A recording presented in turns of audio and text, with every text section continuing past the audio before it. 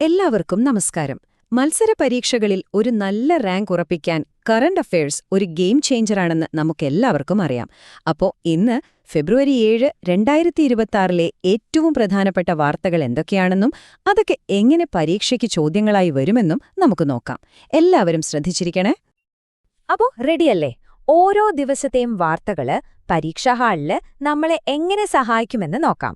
ഇന്നത്തെ current affairs നമുക്കങ്ങ് പൊളിച്ചടിക്കാലോ. വാ, നമുക്ക് തുടങ്ങാം. ആദ്യം തന്നെ നമുക്ക് നമ്മുടെ സ്വന്തം കേരളത്തിലെ കാര്യങ്ങൾ നോക്കാം. കേരള PSC പരീക്ഷ എഴുതുന്നവർക്ക് ഇത് വളരെ പ്രധാനപ്പെട്ട ഒരു ഭാഗമാണ്. ഇവിടെ നിന്ന് നേരെ ചോദ്യങ്ങൾ വരും. അപ്പോൾ ഓരോ പോയിന്റും മിസ് ചെയ്യരുതേ. നമ്മുടെ കേരളത്തിന്റെ ആരോഗ്യരംഗത്ത് ഒരു വലിയൊരു സംഭവമാണ് നടക്കാൻ പോകുന്നത്. ചോദ്യം വരുന്നത് ഇങ്ങനെയായിരിക്കും: ഇന്ത്യയിലെ ആദ്യത്തെ ഓർഗൻ ട്രാൻസ്പ്ലാന്റേഷൻ ഇൻസ്റ്റിറ്റ്യൂട്ട് എവിടെയാണ് വരുന്നത്? ഉത്തരം മറക്കണ്ട, നമ്മുടെ കോഴിക്കോട്. കോഴിക്കോട്ട് എവിടെയാണെന്ന് ചോദിച്ചാൽ ചേവായൂർ. പിന്നെ ഇതിന് തറത്തല്ലിട്ടത് ആരാണെന്നറിയോ? നമ്മുടെ മുഖ്യമന്ത്രി പിണറായി വിജയനാണ്. അപ്പോ അതും ഓർത്തുവെക്കണം. ദേ, ഇത് നോക്കിക്കോ. ഇതൊരു സ്റ്റാർ ഇട്ട് വെക്കേണ്ട പോയിന്റാണ്. Short question. സ്വന്തമായിട്ടൊരു ബേർഡ് അറ്റ്ലസ് ഒക്കെ ഇറക്കിയ ആദ്യത്തെ സംസ്ഥാനം നമ്മുടേതായിരുന്നു, കേരളം. അത് നമുക്കെല്ലാവർക്കും അറിയാം. പക്ഷേ പരീക്ഷയ്ക്കിനി വരാൻ പോകുന്നതെന്താണെന്നറിയോ? രണ്ടാമത്തെ സംസ്ഥാനം ഏതാണെന്നായിരിക്കും ചോദ്യം. ഉത്തരം സിമ്പിളാണ്, ഗോവ.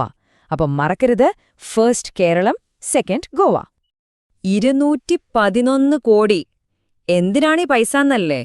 നമ്മുടെ താനൂർ മണ്ഡലമില്ലേ, അവിടത്തെ വിദ്യാഭ്യാസ കാര്യങ്ങള്, അതായത് ഇൻഫ്രാസ്ട്രക്ചറൊക്കെ അടിപൊളിയാക്കാൻ വേണ്ടി ഗവൺമെന്റ് അനുവദിച്ച ഫണ്ടാണിത്. ഇനി ഒരു പ്രധാനപ്പെട്ട വ്യക്തിയെക്കുറിച്ചാണ് നമ്മൾ ഓർക്കേണ്ടത്, മീര ഭരദ്വാജ്. ആരാണവർ? ഡൽഹി നിയമസഭയിലെത്തിയ ആദ്യത്തെ മലയാളി വനിതാ MLA ആയിരുന്നു. അവരെ ഈ അടുത്ത് നമ്മളെ വിട്ടുപോയി.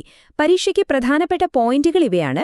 2 തവണയാണ് അവർ ജയിച്ചത്, 1998-ലും 2003-ലും. മണ്ഡലം ഏതാണെന്ന് ചോദിച്ചാൽ പട്പർഗഞ്ച്.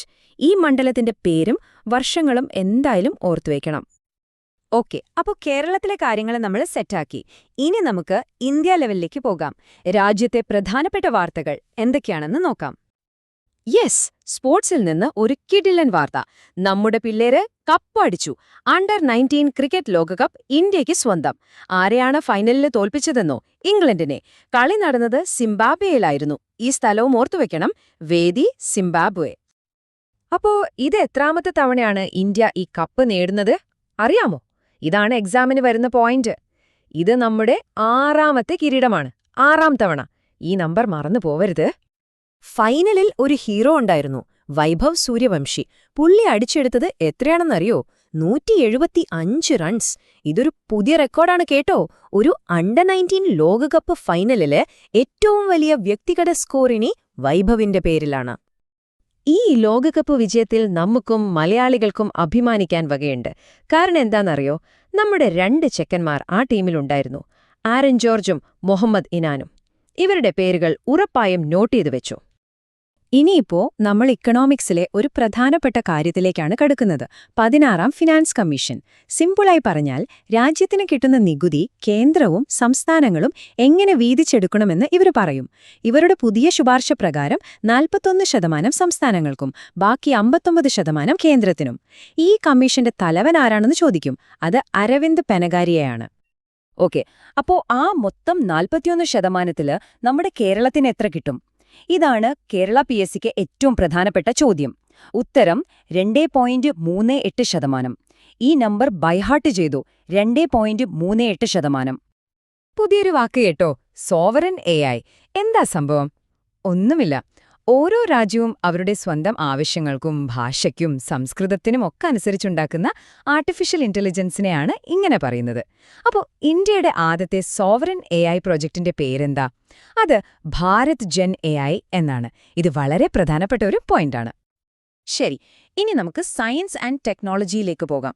അവിടെ എന്തൊക്കെ പുതിയ കണ്ടുപിടുത്തങ്ങളാണ് നടന്നതെന്ന് നോക്കാം. സുവോളജിക്കൽ സർവേ ഓഫ് ഇന്ത്യ, അതായത് ZSI, വെസ്റ്റ് ബംഗാൾ തീരത്ത് നിന്ന് 2 പുതിയ തരം കടൽപ്പുഴുക്കളെ കണ്ടെത്തി. പേര് കേട്ട് പേടിക്കണ്ട, നമ്മാലിക്കാസ്റ്റസ് സൊലീനോതോഗ്നത, പിന്നെ നെറീസ് ഡ്രിത്തിയെ. ഈ പേരൊന്നും നമ്മൾ കാണാതെ പഠിക്കാൻ പോകുന്നില്ല. പക്ഷെ ഓപ്ഷനിൽ കണ്ടാൽ ഇതെവിടെയോ കേട്ടിട്ടുണ്ടല്ലോന്ന് ഓർമ്മ വരണം. അത്ര മതി. കണ്ടെത്തിയത് ZSI ആണെന്നുള്ളത് മറക്കരുത്. സ്പേസിൽ നിന്നും ഒരു അപ്ഡേറ്റ് ഉണ്ട്. നാസ മനുഷ്യനെ വീണ്ടും ചന്ദ്രനിലേക്ക് അയക്കുന്ന മിഷൻ ഏതാണ്? ആർടെമിസ്. അപ്പോൾ ഈ ആർടെമിസ് മിഷന് വേണ്ടി ഉപയോഗിക്കുന്ന റോക്കറ്റിന്റെ പേരെന്താണെന്നറിയാമോ? അതാണ് സ്പേസ് ലോഞ്ച് സിസ്റ്റം, അല്ലെങ്കിൽ ചുരുക്കി SLS എന്ന് പറയും. ചോദ്യമുറപ്പാണ്.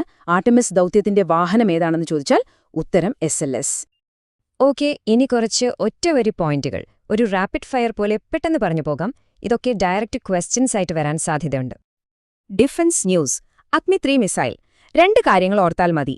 ഒന്ന്, ഇത് കരയിൽ നിന്ന് കരയിലേക്ക് തുടങ്ങുന്ന ഒരു ബാലിസ്റ്റിക് മിസൈലാണ്, അതായത് സർഫസ് ടു സർഫസ്.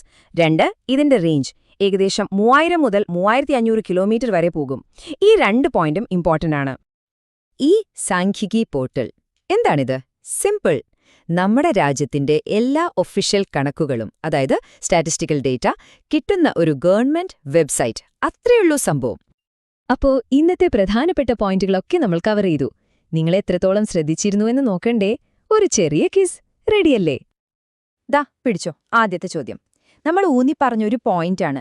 കേരളം കഴിഞ്ഞാൽ സ്വന്തമായി ബേർഡ് അറ്റ്ലസ് ഉള്ള ഇന്ത്യയിലെ 2ാമത്തെ സംസ്ഥാനം ഏതാണ്? ഓർത്തു നോക്കിയേ. യെസ്, ഉത്തരം ഗോവ. കിട്ടിയവർക്കെല്ലാം ഒരു വലിയ ക്ലാപ്പ്. ഓക്കെ, അവസാനത്തെ ചോദ്യം. ഇതൊരു ഡബിൾ ബാരൽ ക്വസ്റ്റ്യൻ ആണ്. റെഡി? 1, ഇന്ത്യയുടെ ആദ്യത്തെ സോവറിൻ AI പ്രൊജക്ടിന്റെ പേര്. 2, കേന്ദ്ര നികുതിയിൽ നമ്മുടെ കേരളത്തിന്റെ വിഹിതം എത്ര %? ഈ 2 ഉത്തരങ്ങളും ഒന്ന് ഓർത്തെടുക്കാൻ പറ്റുന്നുണ്ടോന്ന് നോക്ക്. അപ്പോ ഇന്നത്തെ കാര്യങ്ങൾ നിങ്ങൾക്ക് നന്നായി മനസ്സിലായി എന്ന് വിശ്വസിക്കുന്നു. അടുത്ത ദിവസം പുതിയ കറന്റ് അഫയേഴ്സുമായി നമുക്ക് വീണ്ടും കാണാം. അതുവരെ നന്നായി പഠിക്കുക. All the best.